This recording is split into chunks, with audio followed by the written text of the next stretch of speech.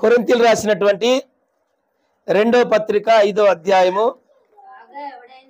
కాగా ఎవడైనను క్రీస్తునందున్న ఎడల వాడు నూతన సృష్టి, పాతవి గతించెను, ఇదిగో క్రొత్తవాయును. దేవునికి మహిమ కలుగును గాక. ఓ చిన్న ప్రార్థన చేసుకుందాం. కృపాసత్య సంపూర్ణుడైన నా యేసయ్య, ఈ వాక్యము నా జీవితంలో మీరు నెరవేర్చండి. నా పాతవి గతించిపోవాలి. నీలో ఇక నుంచి నేను క్రొత్త జీవితం జీవించాలి. క్రొత్త ఆలోచనలు, క్రొత్త తలంపులు, నూతనమైనటువంటి క్రొత్త మనస్సు, నూతనమైన మంచి నూతన మార్గాలు, నూతన స్థలాలు, నూతనమైన సమాధానం, నూతనమైన ఆరోగ్యం, నూతనమైన నీ కృప, నూతనమైన అభిషేకం, నూతనమైన జ్ఞానం, నూతనమైన తలంపులు, నూతనమైనటువంటి నీ మహాబలము చేత మమ్మల్ని అందరిని అభిషేకించమని యేసు నామములో అడుగుచున్నాము తండ్రి, ఆమేన్. దేవుని స్తోత్రం. అయితే తెల్లవారు గట్ల నేను ఇంకా లేవలేదు. లేవకముందే ఈ వాక్యము నా మనసులోకి వచ్చింది. Praise the lord. ఈ వాక్యము నా మనసులోకి వచ్చింది. అక్కడ దేవుడు ఏం చెప్తున్నాడు? ఓ కులాన్ని కానీ, ఓ మతాన్ని కానీ, లేదా ఒక వర్గాన్ని కానీ, ఓ సంస్థను కానీ, లేకపోతే వేరే ఇంకేదైనా కూడా అక్కడ ఏది మెన్షన్ చేయలేదు. దేని గురించి కూడా దేవుడు అక్కడ చెప్పట్లేదు. ఆయన ఏమంటున్నాడంటే అక్కడ కాగా ఎవడైనను అంటున్నాడు. దేవునికి మహిమ కలుగును గాక. కాగా ఎవడైనను, ఎవరైనను, ఏ కులస్థులైనను, ఏ మతస్థులైనను, ఏ వర్గానికి చెందిన వారైనను, ఏ ప్రాంతానికి చెందిన వారైనను, వారు తెల్లోళ్ళైనను, నల్లోళ్ళైనను, ఎక్కడ చదువున్నోళ్ళైనను, చదువు లేనోళ్ళైనను, ధనవంతులైనను, పేదవారైనను, ఎవరైనను సరే, దేవునికి మహిమ కలుగును గాక. ఎలాంటి వారైనా పర్వాలేదండి. వాళ్ళకి అది జ్ఞానం ఉంది, జ్ఞానం లేదు, చదువు ఉంది, చదువు లేదు, వాళ్ళకి అది ఉంది, ఇది లేదని ఏ భేదం అక్కడ, ఏ భేదము లేదు. అక్కడ ఏమని చెప్పబడుతుంది? ఆ మాట మీరు చూడండి. కాగా ఎవడైనను క్రీస్తు నందున్న ఎడల వాడు నూతన సృష్టి. దేవునికి స్తోత్రం. ఎవరైతే క్రీస్తు నందు ఉంటారో వాళ్ళు ఎవరంట?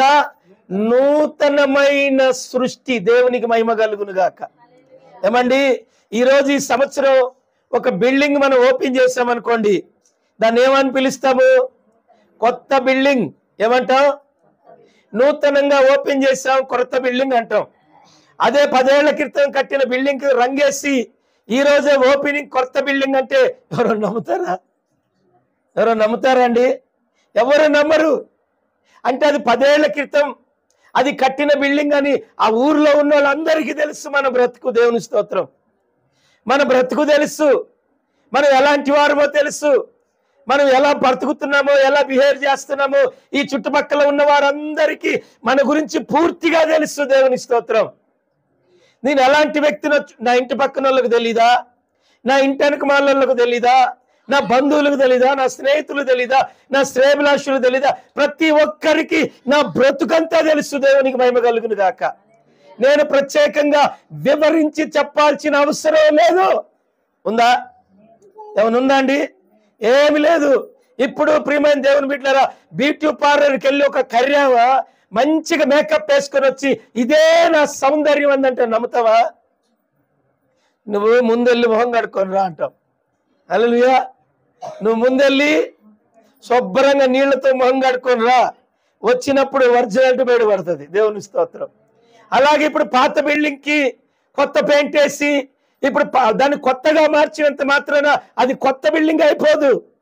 అయిపోతుందండి? పాతది పాతదే, క్రొత్తది క్రొత్తదే. కానీ ఇక్కడ దేవుడు ఏమంటుంటే క్రీస్తునందు ఎవడైనా ఒకవేళ నిలిచి ఉంటే వాడే నూతన సృష్టి. Praise the lord. క్రీస్తునందు ఉన్నోడే. క్రీస్తునందు లేనోడు నూతన సృష్టి కాదు. దేవుని స్తోత్రం. ఎవరైతే క్రీస్తుతో అంటు కట్టబడతారో, ఎవరైతే క్రీస్తుతో సహవాసం చేస్తారో, ఎవరైతే దేవుని సన్నిధిలో నమ్మకంగా ఉంటారో, ఎవరైతే క్రీస్తుతో కలిసి ఆయన పనిలో పాలిభాగస్తులై ఉంటారో, ఎవరైతే ఆయన రక్తము చేత కడగబడతారో, ఎవరైతే ఆయన రొట్టె ద్రాక్షారసం ఆయన శరీరము రక్తము భుజిస్తారో వారే నూతన సృష్టి. దేవుని స్తోత్రం. హల్లెలూయా. ఆయనకు వేరుగా ఉన్నవారు, ఆయనకు దూరంగా ఉన్నవారు, ఆయన అసహించుకునేవారు, ఆయన అవమానించేవారు, ఆయన హేళన చేసేవారు, వీళ్ళంతా కూడా ఏంటంటే నూతన సృష్టి కాదు, వీళ్ళు పాతే. దేవునికి మహిమ కలుగును గాక. హల్లెలూయా. వాళ్ళు నూతన సృష్టి కాలేరు, ఎందుకంటే వారు క్రీస్తు నందు లేరు. దేవుని స్తోత్రం. హల్లెలూయా. క్రీస్తు నందు ఎవరైతే నిలచి ఉంటారో వారు నూతనమైన సృష్టి. ఇంకా అక్కడ ఏమంటున్నాడో చూడండి, అక్కడ పాతవి గతించను, ఇదిగో క్రొత్తవాయను. దేవునికి మహిమ కలుగును గాక. పాతవి మొత్తం గతించిపోతున్నాయి. ఇందాక పాస్టర్ గారు చెప్పినప్పుడు నీ దుఃఖ దినములు సమాప్తమవుతున్నాయి. హల్లెలూయా. నీ కన్నీటి ప్రతి బాష్ప బిందువును ఆయన తన హస్తములతో తుడిచివేస్తున్నాడు. నీ పాత రోత బాధలన్నీ దేవుడు తీసివేసి ఇదిగో నిన్ను నూతన సృష్టిగా క్రొత్తగా మరలా నిన్ను మార్చుకుంటున్నాడు ఆయన. దేవునికి మహిమ కలుగును గాక. హల్లెలూయా. దేవుని స్తోత్రం. హల్లెలూయా. ఆయన అంటాడు, అక్కడ మాట అంటున్నాడు చూడండి, ఎవరైనా ఎక్కడున్నారంట క్రీస్తు నందు ఉండాలి. దేవుని స్తోత్రం. క్రీస్తుకు వెలుపట ఉండి నేను నూతన సృష్టి అని నువ్వు ఎలా చెప్పుకోగలవు? నువ్వు క్రీస్తులో ఉంటేనే నీ పాత ఇవన్నీ గతించిపోతాయి. దేవుని స్తోత్రం. నిన్ను నూతన సృష్టిగా మార్చుకుంటాడు ఆయన. ఒక క్రొత్త ఆనందం తైలాభిషేకముతో దేవుడు నిన్ను అభిషేకించుకుంటాడు. Praise the lord. ఓ ప్రశస్తమైనటువంటి వస్త్రాలు దేవునికి ఇస్తాడు, రక్షణ వస్త్రం. దేవుని మహిమ కలుగును గాక. ఓ ప్రశాంతకరమైన వాతావరణాన్ని దేవుడు నీకు ఇస్తాడు. నీ కుటుంబాల్లో శాంతి, సమాధానం, నెమ్మది దేవుడు నీకు అనుగ్రహిస్తాడు. ఈ సంవత్సరము పాతవన్నీ వెళ్ళిపోతాయి. ఈ సంవత్సరం అంతా కూడా క్రొత్తదనమే. Praise the lord. హల్లెలూయా. ఇంతకాలం దేని గురించి నువ్వు బాధపడ్డావో, ఏడ్చావో, ఇవన్నీ కూడా దేవుడు అంటున్నాడు ఈ ఒక్క మాటలోనే తుడిచేస్తున్నాడు ఆయన. దేవుని స్తోత్రం. హల్లెలూయా. ఈ ఒక్క మాటలోనే కంప్లీట్ గా తుడిచివేస్తున్నాడు ఆయన.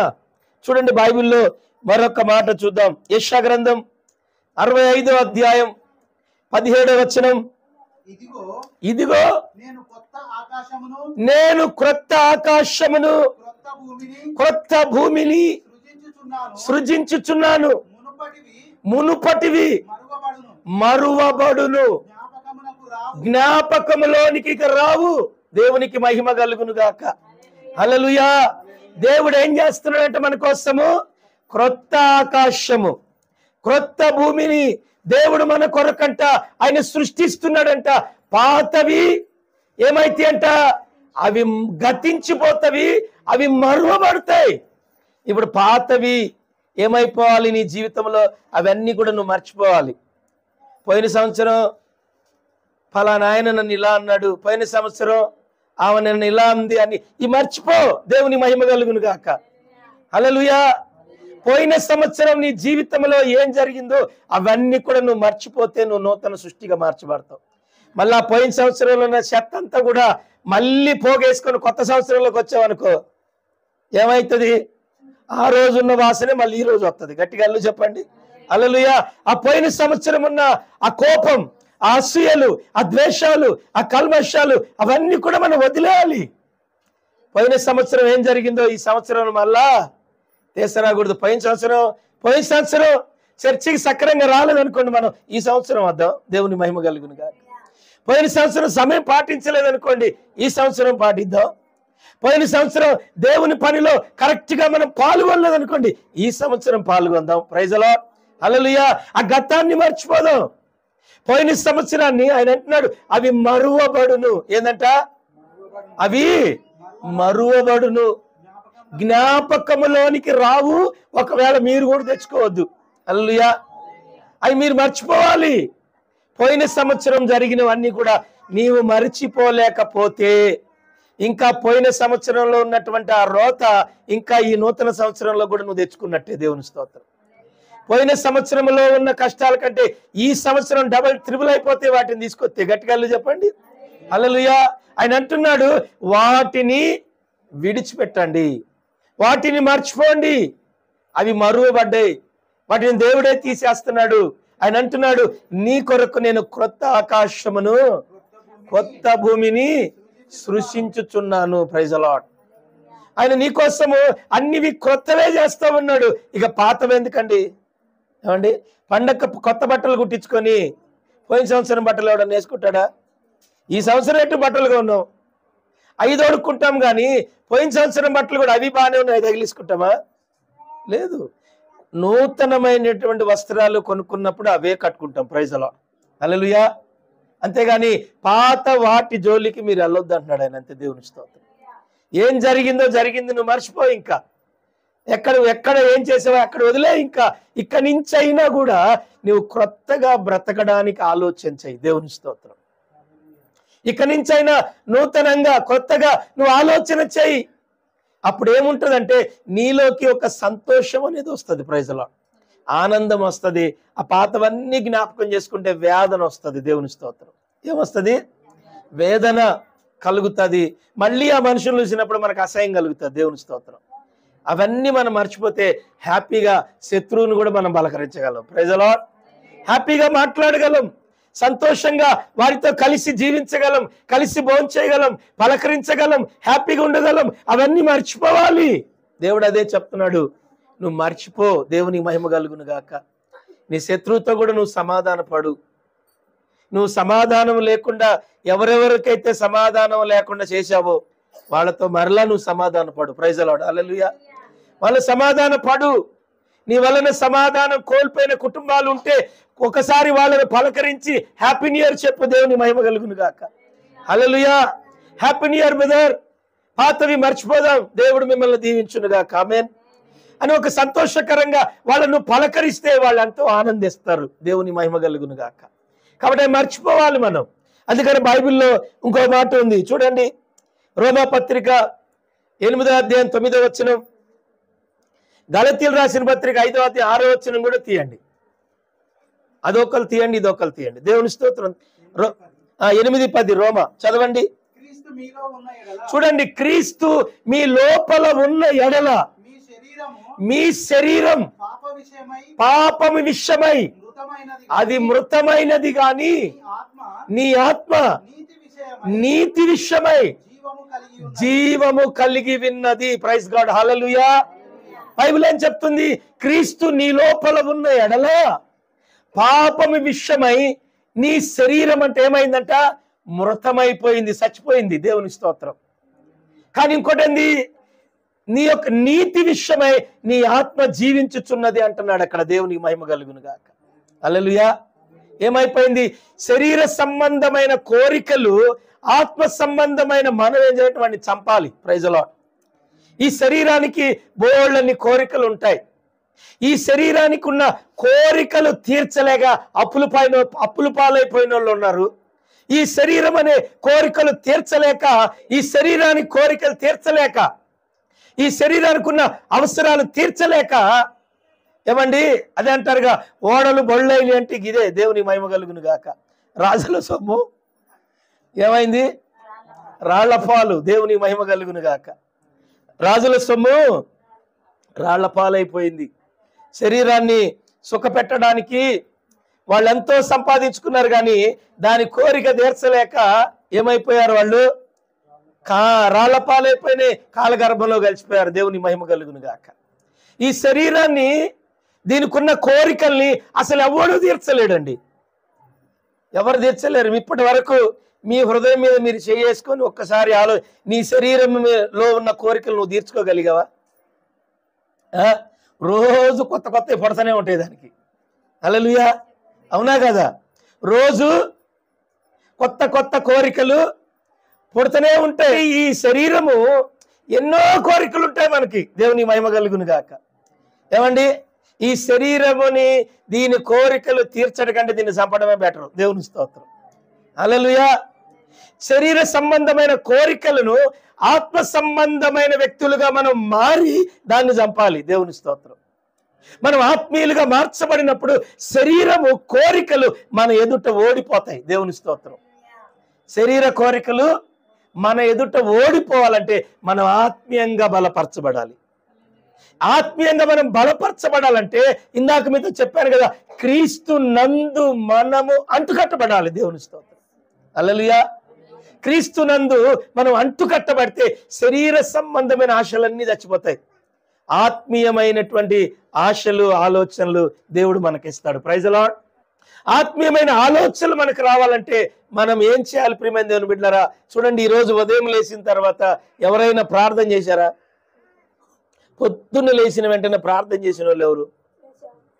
2, 3, 4, 5, 6.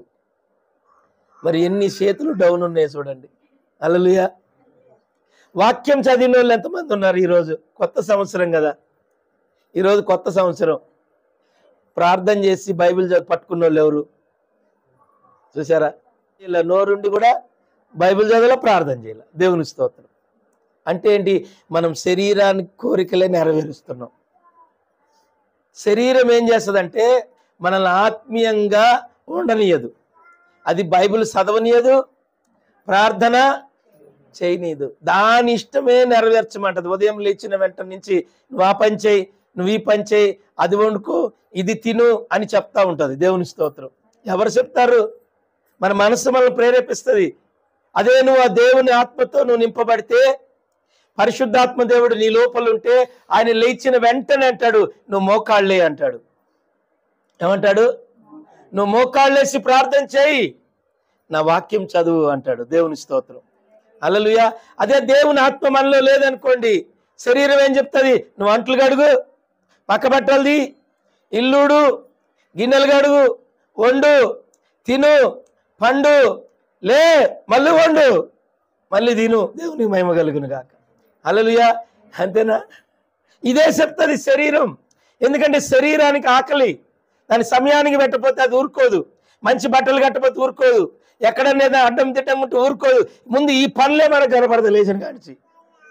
అరే మనము లేచాము, ఆత్మీయ ఆహారం కావాలి, దేవునితో మనం మాట్లాడాలి, దేవుడు మనతో మాట్లాడతాడు అన్న ఆలోచన మన ఆత్మ ఏమైందంటే అది మనల్ని బలహీనపరిచేసింది. శరీర సంబంధమైన ఆత్మ పెద్దగా అయిపోయింది, మన ఆత్మీయంగా ఉండే ఆత్మ తక్కువైపోయింది. దేవుని స్తోత్రం. మనం తగ్గిపోయాం, అది లోక సంబంధమైన పెరిగిపోయింది. అందుకనే మనము దేవుని చిత్తాన్ని నెరవేర్చలేకపోతున్నాం. ఈ సంవత్సరము మీరు ఏం చేయాలంటే ఉదయం లేచిన వెంటనే ప్రార్థన చేయండి. దేవుని స్తోత్రం. ఉదయం లేచిన వెంటనే వాక్యం చదవండి. చదివొస్తే ఈ సంవత్సరము నీ ఆత్మీయ జీవితం బహుగా ఉంటుంది. Praise the lord. హల్లెలూయా. నీ ఆత్మీయ జీవితం ఆశీర్వాదంగా ఉంటుంది. ఇంకో విషయం చెప్పనా ప్రియమైన దేవుని బిడ్డలారా, బైబిల్లో ఒక మాట ఉంటుంది. ఏముంటుందంటే, ప్రియుడా నీ ఆత్మ వర్ధిల్లుచున్న ప్రకారము నీవు అన్ని విషయములో నీవు సౌఖ్యముగా ఉందువు అని ఉంది. Praise the lord.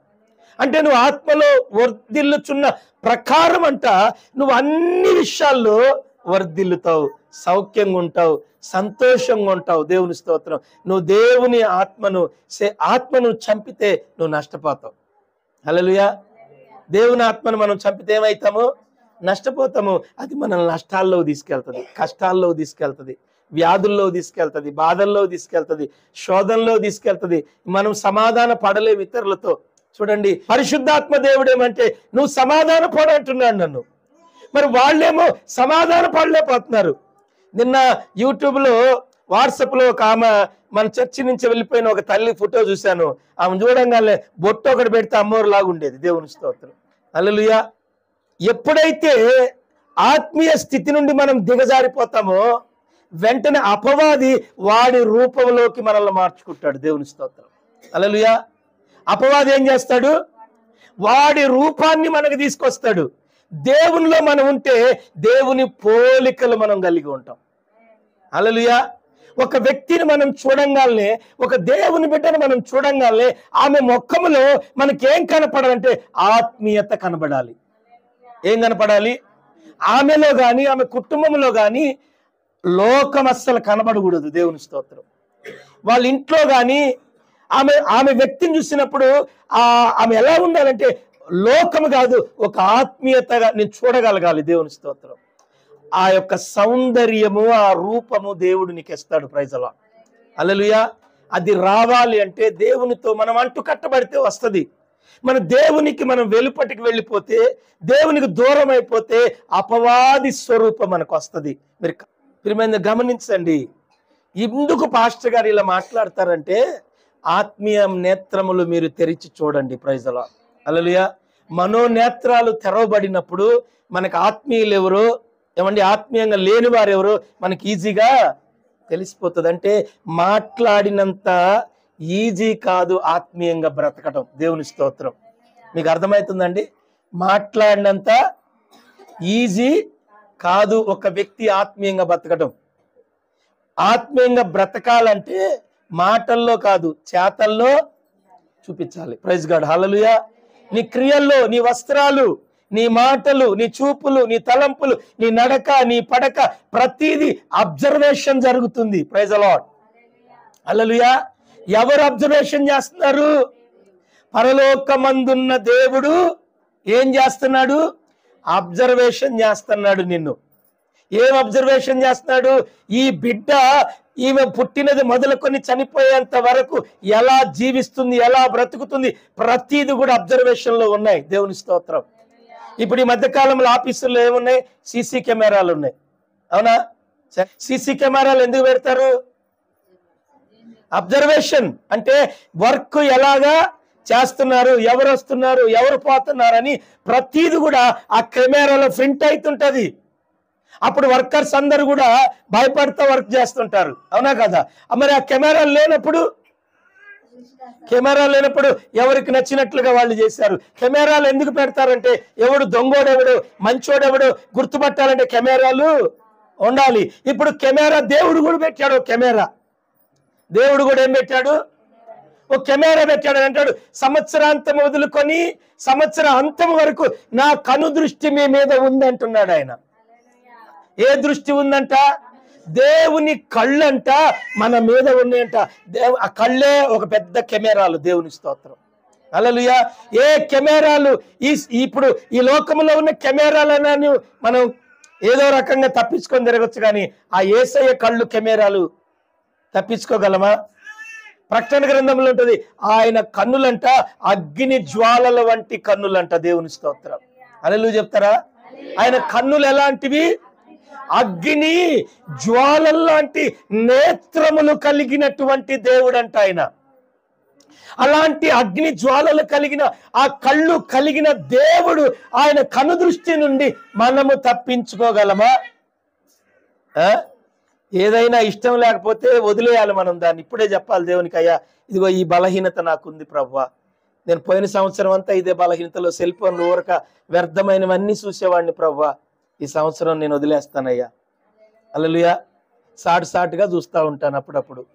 అయితే ఈ సంవత్సరం నేను చూడను ప్రభువా, ఎందుకంటే నేను మా ఆవిడ కళ్ళు కప్తా, లేకపోతే మా నాన్న కళ్ళు కప్తా, మా అమ్మ కళ్ళు కప్తా, లేకపోతే మా ఆయన కళ్ళు లేకపోతే నా భర్త కళ్ళు కప్తా, లేదా మా పాస్టర్ గారి కళ్ళు కప్తా. కానీ మరి నీ కళ్ళు నేనే వేసి కప్పాలయ్యా. హల్లెలూయా. యేసయ్య కళ్ళు ఎట్ట కప్పుతాం? ఎవరి కళ్ళైనా కప్పుతాం. ఇప్పుడు అయితే ఇప్పుడు ఏంటంటే దేవుని ఉద్దేశం ఏంటంటే అలాంటివి ఏమైనా ఉంటే తీసేసుకోండి. Praise the lord. హల్లెలూయా. దేవునికి ఇష్టం లేనివి ఈరోజే వదిలిపెట్టండి. దేవుని మహిమ కలుగును గాక.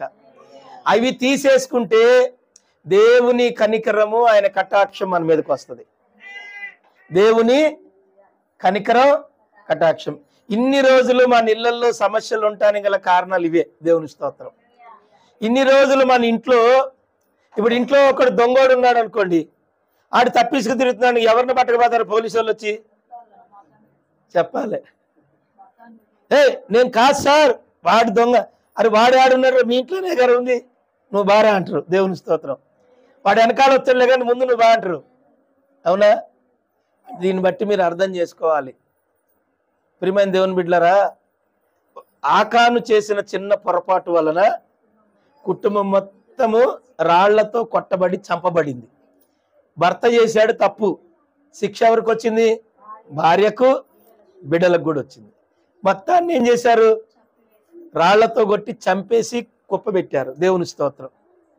కాబట్టి ఇంట్లో మా ఆయనే కదా బలహీనుడని నువ్వు అనుకోవద్దు, మా ఆవిడే కదా బలహీనుడని నువ్వు అనుకోవద్దు, నా కొడుకే కదా, నా కూతురే కదా నువ్వు అనుకోవద్దు.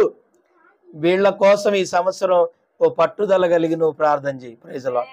హల్లెలూయా. అవసరమైతే ఉపవాసం ఉండైనా ప్రార్థన చేయి. ఎలా దారికి రారో దేవుడు చూసుకుంటాడు. Praise the lord. హల్లెలూయా. అంటే నేనేమంటున్నానంటే నీకు ఉండవలసింది ప్రార్థనలో పట్టుదల. ఏముండాలి? ప్రార్థనలో పట్టుదల. పట్టుదలతో నువ్వు ప్రార్థన చేయి. దేవుడు వాళ్ళని జుట్టు పట్టుకొని ఉంచుతాడు. Praise the lord.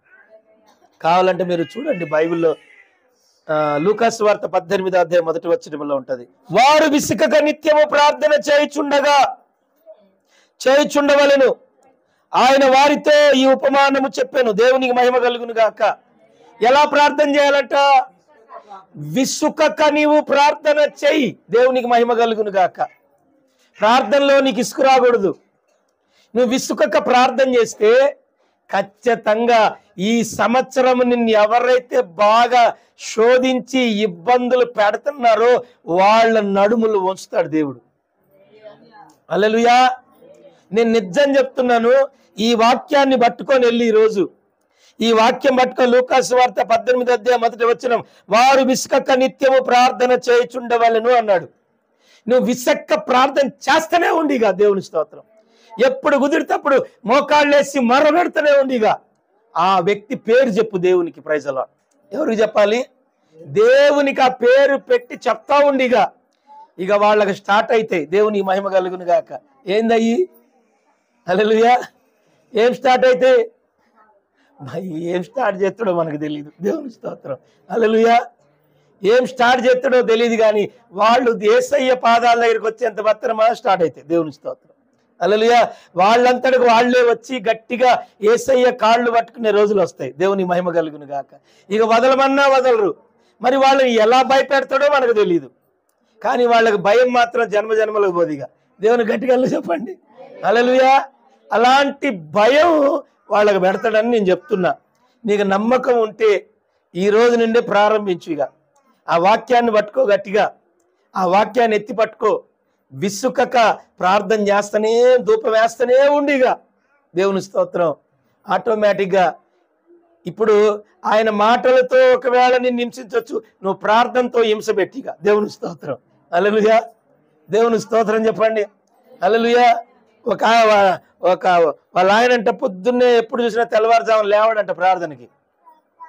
ఎప్పుడు లేపుతుందంట 3 గంటలకు. అయ్యా లేయా, ప్రార్థన చేసుకుందాం లేయా అంటే లేవడంట. ఈ గంట చెప్పినా వినడని చెప్పేసి ఆ మంచం కాడే కేకలు పెడతాం మొదలు పెట్టిందంట ప్రార్థన. హల్లెలూయా. ఏం చేశాడు? ఏం చేసింది అలా ఆవిడ? ఇక మంచం కాడే మోకరించింది. మంచం కాడే మోకరించి ఇక ప్రార్థన చేస్తావు. నీకు నిద్ర పడుతుంది. హల్లెలూయా. ఇక నిద్ర పడుతుందా? ఇక 3 గంటలుగా స్టార్ట్ చేస్తే 2 గంటలు ఆడే ప్రార్థన చేస్తుంటే ఇక ఆ మనిషి లావుకేం చేస్తాడు? ఖచ్చితంగా మళ్ళీ నువ్వు అనుకోబాకు, మా ఆయన డిస్టర్బెన్స్ లేపితే అని అనుకుంటాడు అనుకోదు. ఆ మంచం కాడే మోకరించు. దేవుని స్తోత్రం. ఒకవేళ మీ ఆవిడ కూడా అలాగే బద్ధకస్తురాలైతే ఆ పక్కనే మోకరించు. పళ్ళెం తీసుకొని కొట్టుకుంటే పాడబడుకో. దేవుని స్తోత్రం. హల్లెలూయా. పొద్దుగాల 3 గంటలకు లేచి చిన్న కొట్టుకుంటే ప్రార్థన చేయి. ఖచ్చితంగా నీ హింస భరించలేక, ఏంది నీ ప్రార్థన భరించలేక ఖచ్చితంగా ఆ వ్యక్తి నీతో పాటు మోకరించ తప్పదిగా. దేవుని స్తోత్రం. హల్లెలూయా. నీతో పాటు కలిసి ప్రార్థన చేస్తాడు. నీతో పాటు కలిసి ప్రార్థన చేస్తుంది. ఖచ్చితంగా నీ కుటుంబంలో ఉన్నటువంటి ఆ శోధన తొలగిపోతుంది. Praise the lord. హల్లెలూయా. నీ కుటుంబంలో ఉన్న ఆ వేదన తొలగిపోతుంది. ఆ దరిద్రం, ఆ లేమి, అదంతా కూడా ఆయన ద్వారా, ఆమె ద్వారా ఏదైతే శోధన వచ్చిందో అవి వాళ్ళ ద్వారాగా వెళ్ళిపోతాయి. దేవుని స్తోత్రం. కానీ నేనేం చేయదు, వాళ్ళని కొట్టొద్దు, తిట్టొద్దు, వాళ్ళతో గొడవ పడొద్దు, వాళ్ళని ఏమనొద్దు. పొద్దుగల వాళ్ళ చెవుకాడు కూర్చొని ప్రార్థించి ఏం చేస్తావు? అంతే. దేవుని స్తోత్రం. లేచిన వెంటనే చెవుకాడు కూర్చో, ప్రభువా ఈ బిడ్డ మార్చు నాయన, ప్రభువా ఈ బిడ్డను ఒకసారి దర్శించు నాయన, ప్రభువా అని నువ్వు ప్రార్థన చేస్తే తప్పకుండా ఓ 10 రోజులు చేస్తే 11వ రోజైనా లెగుతాడు. Praise the lord. హల్లెలూయా. ఎందుకంటే ఆయన పండుకొని మెలుగుతూనే ఉంటాడు కానీ లేవలేడు, ఎంటా ఉంటాడు. కానీ ఈయన ఇసుకబుట్టి లేచి నీతో పాటు కలిసి ప్రార్థన చేస్తాడు. Praise the lord. మీరు కావాలంటే ట్రై చేసి చూడండి. దేవుని స్తోత్రం. హల్లెలూయా. ఎంత పెద్ద బండి అయినా రోజుకి అతి రుద్దితే అదే గుండ్రాయిలాగా తయారవుతుంది. హల్లెలూయా. దానికి ఎన్ని వంకరలు ఉన్నా రోజుకైతే రుద్దండి, తిప్పి 2 రోజులకి 10 రోజులకి గుండ్రాయిలాగా రౌండ్గా మారిపోద్ది. మన కుటుంబంలో ఎంత వంకర మనుషులు ఉన్నా మీరు ప్రార్థన ద్వారా మార్చండి. Praise the lord. వాళ్ళని ఏమనొద్దు. ఒక ఊర్లో ఒక తాగుబోతోడు ఉన్నాడంట. వాళ్ళ ఆవిడ మంచి ప్రార్థన పర్రాలంట. అయితే ఈ తాగుబోతోడు కొంతమంది స్నేహితులు ఉన్నారంట. అయితే కొంతమంది ఏమో అన్యులు, కొంతమంది ఏమో క్రైస్తవులు ఉన్నారు. అయితే ఈ చర్చికి వెళ్ళే ఆమె భర్త బాగా తాగుబోతాడంట. అయితే ఒక స్నేహితులు వేసుకొని ఇంటికి వచ్చాడంట. ఇంటికి రాగానే భార్య ఏం చేసింది, ఈమె చర్చికి వెళ్ళేది కదా, ప్రార్థన చేసుకునేది, మరి ఈమెకి సమాధానం కలిగి ఉండడమే తెలుసు. దేవుని స్తోత్రం. అందరికి రాగానే తలా ఒక ఆమ్లెట్ వేసి ఇచ్చిందంట. వచ్చిన స్నేహితులకి భర్తకి గ్లాసులు నీళ్ళన్నీ పెట్టిందంట. ఏం చేసింది? ఆమ్లెట్లు వేసి ఇచ్చింది, గ్లాసులు పెట్టింది, నీళ్లు పెట్టింది. అయ్యా మీరు ఆమ్లెట్లు తినకుండా మందు తాగండి అని. దేవుని స్తోత్రం. ఎవరు? భార్య. ఈ వచ్చిన స్నేహితులు అరే మీ ఆవిడ ఏందిరా, మనం మందు తాగి వచ్చాము, తాగడానికి వచ్చాము, మంచినీళ్ళు ఇచ్చింది, ఆమ్లెట్లు వేసిన గ్లాసులు పెట్టి, ఇంత సమాధానం ఉంది. మా ఇళ్ళల్లో ఇట్టు ఉండదురా, మా ఆవిళ్ళు మీ ఎవరన్నా తీసుకపోతే గై గై గై గై అరుస్తారు వాళ్ళు, రాక్షసులు వచ్చినట్టు. అరే ఈమెకి ఇంత సమాధానం, ఏం చేసావురా మీ ఆవిడ్ని అని అడుగుతున్నాడు స్నేహితులు. అయ్యా పిచ్చిదిలే రానివాడు అంటే ఈయన. హల్లెలూయా. ఏంటంట పిచ్చిది అంటే ఆమె ఏంటంటే అంత తాగుబోతోండి కూడా ఏం చేస్తుందామా? ప్రేమిస్తుంది. ఏం చేస్తుంది? ప్రేమ ద్వారా మార్చుకోవడానికి ప్రయత్నం చేస్తుంది. ఇప్పుడు అవతల వాళ్ళు ఏం చేస్తున్నారు? భర్తల మీద గొడవ పడుతున్నారు, గోల్ చేస్తున్నారని వాళ్ళు ఇక్కడికి వచ్చి తాగుతున్నారు. మరి ఏమేం చేస్తుంది? గ్లాసులు పెడుతుంది, ఆమ్లెట్లు వేస్తుంది, అన్నీ వేస్తుంది. మరి అన్యజనులైనటువంటి వీళ్ళు తన స్నేహితులు ఏమని సాక్ష్యం ఇస్తున్నారు అంటే, నీ భార్య ఎందుకు నీ మీద రివర్స్ అవ్వట్లేదు? Praise the lord. మా ఆవిళ్ళు ఎందుకు మా మీద రివర్స్ అవుతున్నారు? మా ఆవిళ్ళు మమ్మల్ని ఎందుకు ప్రేమించట్లేదు? తాగొస్తే నీ భార్య నిన్నెందుకు ఇంత ప్రేమిస్తుంది? నీతో పాటు మమ్మల్ని కూడా ప్రేమిస్తుంది, కారణం ఏంది అని అడిగి వీళ్ళకి ఆహారం పెట్టిన తర్వాత ఆమె కన్నీళ్లు విడిచి ప్రార్థన చేస్తూ ఉందంట. దేవుని స్తోత్రం.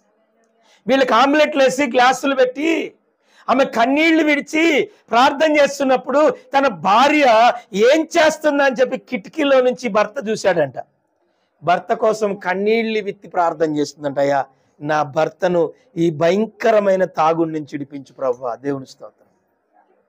ఆమె కారుస్తున్న ఆ ప్రతి కన్నీరంట ఈయన యొక్క రాతి హృదయం కరిగిపోయిందట. దేవుని స్తోత్రం. హల్లెలూయా. అరే నా భార్య నేను కొడితే పడుతుంది, నేను తిడితే పడుతుంది, నేను ఏం చేసినా పడుతుంది అంటే ఇదంతా కూడా నా భయం కాదు, ఇది దేవుని ప్రేమ. Praise the lord. హల్లెలూయా. దేవుని ప్రేమ చేత నా భార్య నన్ను సహిస్తుంది. ఎవరు? నా భయం కాదు, దేవుని ప్రేమ వలన నా భార్య నన్ను ఓర్చుకుంటుంది. ప్రైజ్ ది లార్డ్ అని ఆయన అర్థం చేసుకొని ఆయన కన్నీళ్లు కార్చడం ప్రారంభించాడంట. దేవుని మహిమ కలుగును గాక. హల్లెలూయా. పగతో మార్చుకోలేదు, బూతులతో మార్చుకోలేదు, గొడవతో మార్చుకోలేదు, అల్లరి చేసి మార్చలేదు, అవమానపరిచి మార్చలేదు, ప్రేమతో మార్చుకుందండి. దేవుని స్తోత్రం. హల్లెలూయా. నువ్వు ప్రేమించు, దేవుని మహిమ కలుగును గాక. నువ్వు ప్రేమించి ప్రార్థన చేయి, నీ భర్త మారకపోతే అప్పుడు అడుగు. Praise the lord. హల్లెలూయా. అవునండి, నువ్వు అవమానపరిస్తే మారడు, నువ్వు హేళన చేస్తే మారడు, నువ్వు హేళన చేస్తే మారడు. నువ్వు ప్రేమించి చూడు, దేవుని మహిమ కలుగును గాక. ఆమె ఎలా మార్చింది? ప్రేమతో ప్రార్థనతో మార్చుకుంది. దేవుని స్తోత్రం. ఈ రెండే దేవుని మహిమ కలుగును గాక. ఈ సంవత్సరము నువ్వు ఎవరెవరితో వేదన పడ్డావు, ఈ సంవత్సరం నువ్వు ప్రేమించి ప్రార్థన చేయి. దేవుని స్తోత్రం. వాళ్ళని ప్రేమించు. ఖచ్చితంగా నీ ప్రార్థన, నీ ప్రేమ ఎంత ఘోర శత్రువునే మారుస్తుంది. దేవుని స్తోత్రం. హల్లెలూయా. ఖచ్చితంగా నువ్వు డ్యూటీ చేసే దగ్గర కావచ్చు, నీ ఆఫీసులో కావచ్చు, నీ ఇంట్లో కావచ్చు, నీ ఇరుగు పొరుగు కాడ కావచ్చు, ఏ స్థలంలోనే కావచ్చు, రెండు మొదటిగా నువ్వు వాళ్ళని ప్రేమించు. ప్రేమించి వాళ్ళ అక్కరేందో తెలుసుకొని నువ్వు తీర్చు. Praise the lord. హల్లెలూయా. నువ్వు తీర్చు. నీ భర్త ఇంటికి వచ్చాడు, ఆయనకి ఏం కావాలో అన్నం పెట్టు, ఇన్ని నీళ్ళు ఇవ్వు, స్నానాన్ని నీళ్లు తోడు, ఆయనకు అవసరాలు నువ్వు తీర్చు. నువ్వు గదిలోకి వెళ్ళి ప్రార్థన చేసుకో. Praise the lord. హల్లెలూయా. అప్పుడు ఖచ్చితంగా మారకుండా ఏది ఉండదండి. దేవుని మహిమ కలుగును కాదు. నువ్వు ప్రార్థనకి వెళ్ళి నువ్వు వాక్యం వినొచ్చి ఆయన ఇంటికి పోయి ఆయన మీద నువ్వు ఎగబడి కరిసినవు అనుకో ముసల్లాగా, మారతారా? మీరే చెప్పండి. మారతారండి? మారతారా? ఆడప్పటికే కోటర్ వేసుకుని వస్తాడు, మళ్ళీ పోయి తిక్కతనానికి పోయి మళ్ళీ ఇంకో కోటర్ వేసుకొని వస్తాడు పోయి. దేవుని స్తోత్రం. హల్లెలూయా. ఒకదాంతో మోదీగా అప్పటికే నిషాదిగా ఉంటుందేమో, పాపం వాసన ఉంటుంది. ఈసారి ఇంకోటి వేసుకొని వస్తాడు పోయి. హల్లెలూయా. అప్పుడు ఏమవుతుంది? ఇల్లు మార్కెట్ అవుతుంది. గట్టిగా చెప్పండి. మార్కెట్లో పోతే ఎట్లుంటుంది ఇల్లు? మార్కెట్ ఎట్లుంటుంది? మార్కెట్కి పోతే మనం మార్కెట్లో ఎన్ని రకాల కేకలు ఉంటాయి. నేను నిజమే చెప్తున్నాను, నేను చూసినే చెప్తున్నా. Praise the lord. కుటుంబం మారాలంటే రెండే అండి. ఒకటి ప్రార్థన, ప్రేమ. దేవుని స్తోత్రం. హల్లెలూయా. ఏ కుటుంబమైనా భర్తను మార్చాలన్నా, భార్యను మార్చాలన్నా, ఎవరిని మార్చాలన్నా నువ్వు ప్రేమించు. నువ్వు ప్రేమిస్తే ఖచ్చితంగా ఆడి శత్రువు అయినా, ఎంత శత్రువురాలైనా మారిపోతారు. దేవుని స్తోత్రం. ప్రేమ. యేసుక్రీస్తు ప్రభువారు ఆయన మనల్ని ప్రేమతోనే మార్చుకున్నాడు. ఈరోజు వదిలిపెట్టమన్నా మనం వదిలిపెట్టాం. దేవుని స్తోత్రం చెప్పండి. హల్లెలూయా. ఎంత ఘోర పాపులం అండి మనం అసలు. ఎంత ఘోరమైన పాపులం మనం అసలు. అసలు ఈరోజు మనము వదిలిపెట్టకుండా ఎంతసేపు ఇక్కడ కూర్చున్నామంటే మనకు ఎంత ప్రేమ చూపిస్తే కూర్చున్నాం మనం. దేవుని స్తోత్రం. ఈరోజు నువ్వు ప్రేమించి నిన్ను వదిలిపెడతాడేమో మీ ఆయన. ఇవాళ నువ్వు ప్రేమించు, మీ ఆవిడ నిన్ను వదిలిపెడతాదేమో. నువ్వు ప్రేమించు. కొంచెం ప్రేమ చూపిద్దాం. దేవుని మహిమ కలుగును గాక. కొంచెం చారదిద్దాం, కొంచెం ప్రేమ చూపిద్దాం, కొంచెం దేవుని ప్రేమ వాళ్ళకి రుచి చూపించి వదిలిపెడదాం. Praise the lord. వాళ్ళే ఆ ప్రేమలో పడి వాళ్ళే మునిగిపోతారు. దేవుని స్తోత్రం. యేసయ్య ప్రేమలో పడి వాళ్ళే మునిగిపోతారు. దేవుని మహిమ కలుగును గాక. పగతోనూ ద్వేషముతో కక్షలతో మనం ఎవరిని మార్చలేం. దేవుని అది మన వల్ల కాదు, మనం ఏమీ చేయలేం. ప్రియమైన దేవుని బిడ్డలారా, ప్రార్థన చేసుకుందాం. ఈ సంవత్సరం మన కుటుంబంలో మనమే ఇల్లాలు, ఇంటికి దీపం. ఇంటికి ఎవరండి దీపం? ఇల్లాలే. ఇల్లాలే ఇంటికి వెలుగు. ఆ వెలుగు ఆరిపోయింది అనుకోండి, ఆ వెలుగే కరెక్ట్ లేకపోతే ఇల్లంతా చీకటి అయిపోద్ది. ఈరోజు నీ ఇంటికి నువ్వే వెలుగు. జ్ఞానము కలిగిన స్త్రీ తన ఇల్లు కట్టుకొనును, 3 రాళ్ళు తన చేతులతో తన ఇల్లు పెరికి వేసుకొనును. తన భర్తకు కిరీటం. భార్య అంటే ఏంటి? కిరీటం లాంటిది.